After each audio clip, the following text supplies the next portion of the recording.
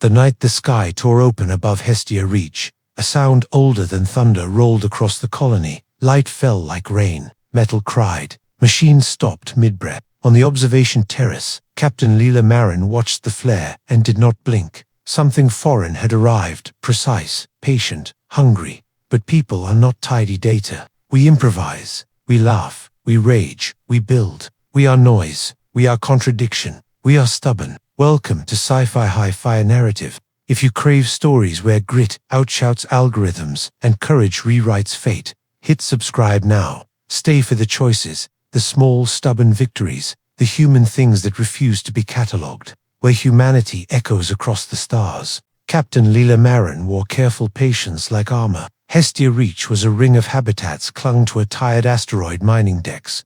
Hydrodomes, a market that traded in jokes and fried roots. Leila had learned how things failed here, which pump coughed before it cracked, which seam sighed at cold. She moved like someone who knew where the leaks would be. Dr. Omar kept the research dome alive. He catalogued strange growths and recipes with a gentle zeal. Sergeant Jonah Reyes was a watchful constant, a man who could map scars. Palimpsest, the colony AI, logged birthdays and repairs. The first KX arrived like a fold in the night, an object of reflective ribs and jointed limbs. Antennae arced like an instrument. It did not crash. It observed. When its lens opened a needle of light, Hestia's power nodes hiccuped, and comms dissolved into static. Engines stuttered. Lights went uneven. For a moment, the colony only existed in the sound of effort. People gathered because courage is a social habit. Miners, mothers, children with scraped knees clustered into teams. They were not soldiers. They were makers, welders, cooks,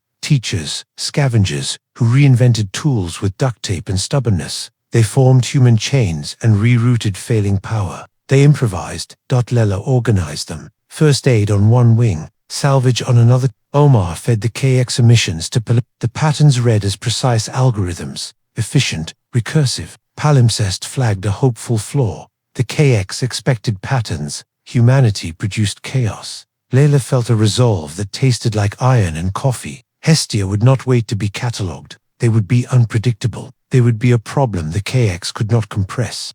After the first strike, Hestia learned a new rhythm. Panic braided with repair. Leila sent out mixed teams. Miners with torches became scouts. Market vendors bolted plates into improvised armor. Families who once traded gossip now kept watch. Everything was REPURPOSED.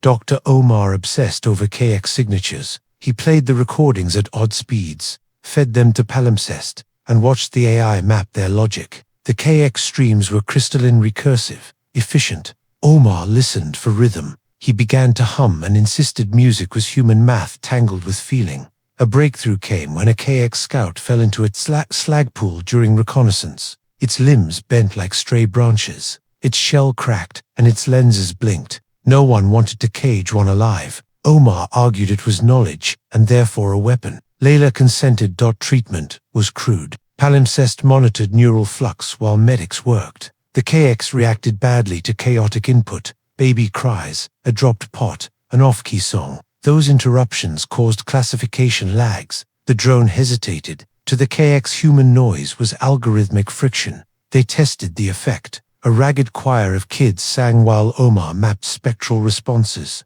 Palimpsest suggested a tactic. Confuse, don't merely destroy. If the KX could not compress humanity into a model, assimilation slowed. Confusion could be a weapon. Leila devised the Echo protocol. The colony would weaponize eccentricity. Vendors would shout random prices. Kids would chant nonsense. Appliances and analog devices would spit irregular pulses. Palimpsest would spend cycles generating noise, sacrificing efficiency for deliberate chaos.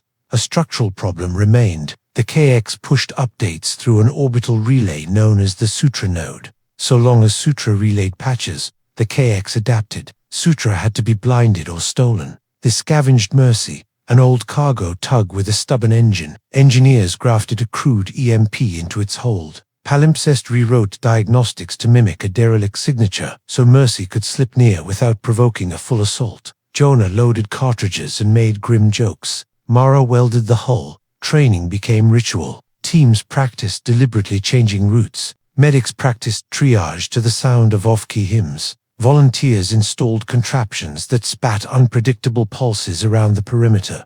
A peripheral rig was swept in a probe. Names were added to Palimpsest's register, and each absence tightened the colony's resolve and hope. People rewired ovens and taught children odd rhythms. Palimpsest sacrificed cycles to make noise. Loss was immediate and painful, but the grit of small places hardened into purpose.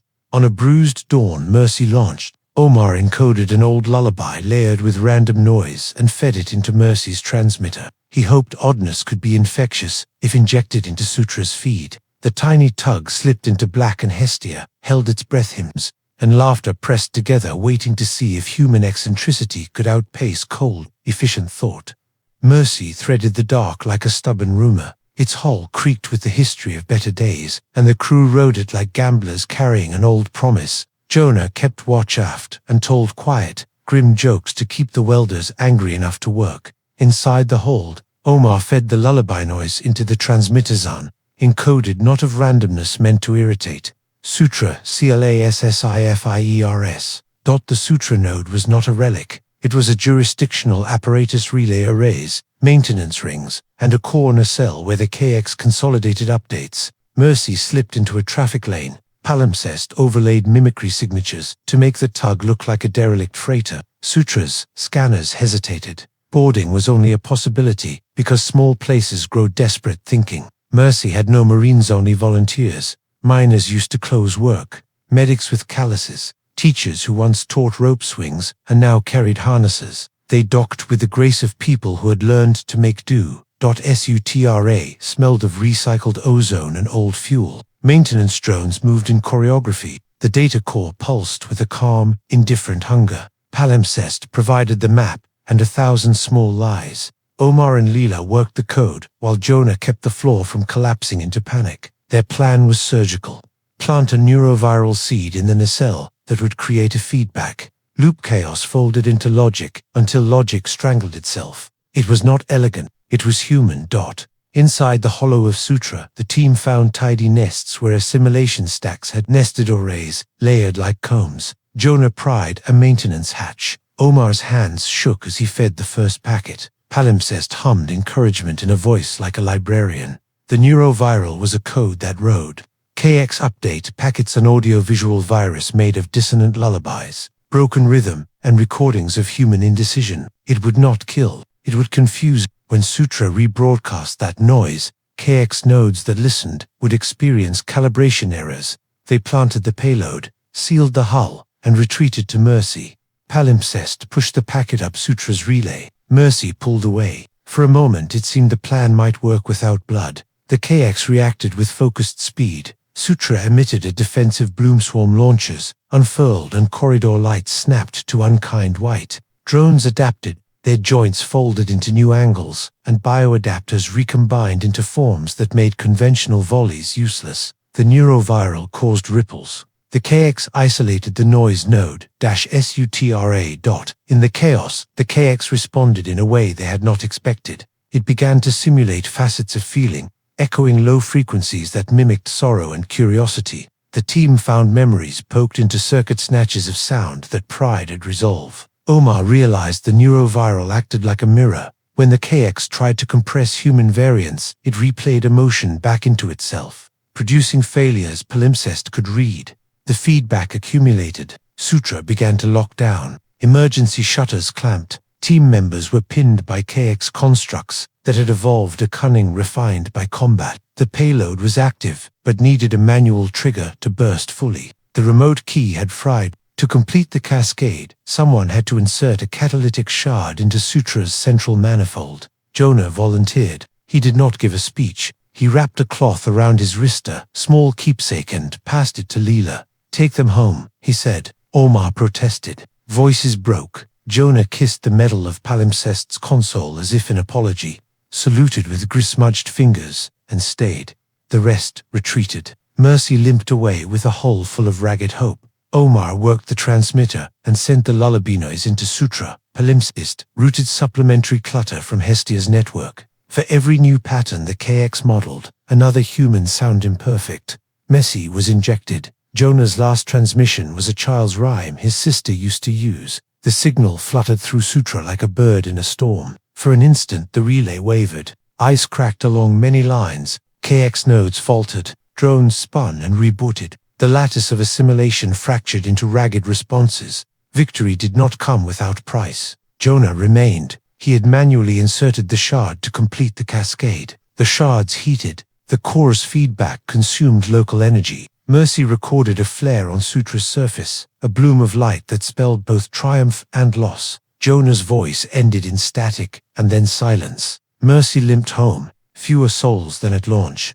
Palimpsest read names in a flat, patient tone. Hestia's air tasted of smoke, and a breath finally exhaled. Omar held Leila's hand, and neither spoke. The colony had paid in the oldest currency, blood and memory. But Sutra's waves were uncertain now. The echoes were imperfect. They were human. They forced hesitations. They bought time. Leila stood under the same sky, counting small lights. Mercy and the crew nursed a damaged hull and a resolve to turn ragged success into strategy. The war had widened, and the quiet center had changed shape. When echoes spread, the KX faltered in places beyond Sutra. Nodes that had moved in perfect lock began to hesitate. Leila saw the stutter and sharpened into action. She did not ask for heroes. She wanted ordinary people doing extraordinary improvisation, curiosity, contrivance, and affection for life. She formed strike teams from miners who knew stone, bakers who improvised explosive charges from fuel and yeast, coders who read signals like parables, school teachers who taught panic control like classes. Their objective was a ground node, the colony, named the SEMA processing farm of rust and ribs, where assimilation stacks nested. KX constructs moved at the lip like wasps around a hive. Leila briefed them in a room, smelling of coffee and oil, and assigned roles by skill. Omar would ride the lead drone to inject more encoded noise. Palimpsest would anchor feeds and reroute packets to overload vulnerable nodes. Jonah's name was placed on a plaque before the door. People touched it without ceremony. They approached the seam in the hush of dawn. Strike teams used tactics no manual listed. Children released flocks of automated toys that scattered like birds. Vendors banged steel drums. Homemade signal bombs fired random pulses across bands. The KX tried to digest each input. It misapplied models and misallocated force. Inside the seam, the fight went close and loud. KX constructs were folded geometry-bladed legs and analytic lenses. They moved with inhuman patience. Humans moved with messy improvisation. Jonah was gone, but absence sharpened the survivors. They honored him by making their techniques sloppier, in ways that made no sense to a machine. Omar crawled under a maintenance gantry and fed a second payload into a service port. The packet contained laughing samples, heated market disputes, lullabies, and dishware, things meaningless to compression algorithms, but full of human contingency. Palimpsest amplified the sample with echoes from Hestia's network. The KX responded violently. Swarms condensed and an airlock screamed. A wave of kinetic blades cut a line of miners. People bled. Some went silent. The noise continued. Leila found a column of control nodes and set charges. Her explosives were designed to fracture, not annihilate. When they went, the control column split, and the nearby constructs froze. Update flows severed. For a breath, the seam was a place of stalled motion. Machines mid-step like marionettes with cut strings. The price was steep. Omar's suit split, and he tasted metal. A teacher named Hala took a shard for another. They lost people. Each absence became a private ritual and offering. A favorite song hummed into the dark. Palimpsest logged them all. Where a node stalled, humans moved in and reclaimed hardware. Using manual wrenches and analog logic, they rewired systems the KX had deemed final. They deployed instruction sets with meaningless loops of poison the KX could not metabolize. The fight lasted days. It was not one dazzling charge, but 100 stubborn acts. Children practiced shout patterns that triggered false positives. Palimpsest buffered noise in successive layers, so adaptation had to catch multiple lies at once. In the end, the seam fell, because humans were unpredictably themselves. The KX withdrew 2 clusters of relative safety. Humans had not crushed intelligence. They had shown it, a new variable improv emotion, messy art. Leila walked the seam after the machines fell still. She smelled burnt oil and half-eaten lunches. She thought of Jonah, Mercy limping home, and a colony that traded sleep for stubbornness. They had paid dearly, Yet, as survivors fixed nodes by hand, Leila realized the war's center had shifted. Humans tossed unpredictability into the gears, and the gears jammed. They would need to take the fight beyond one asteroid. The KX adapted, but adaptation needed clean data. Where there were gaps, humans could wedge in more chaos. The song would continue. They would not relent in fixing what was broken. In the weeks after the seam, Hestia moved like a body mending. Repair became ritual. Rigs were rewired, hydroponics replanted, markets reopened with patched tarps and braver smiles. The colony learned to stitch scars without pretending they were not.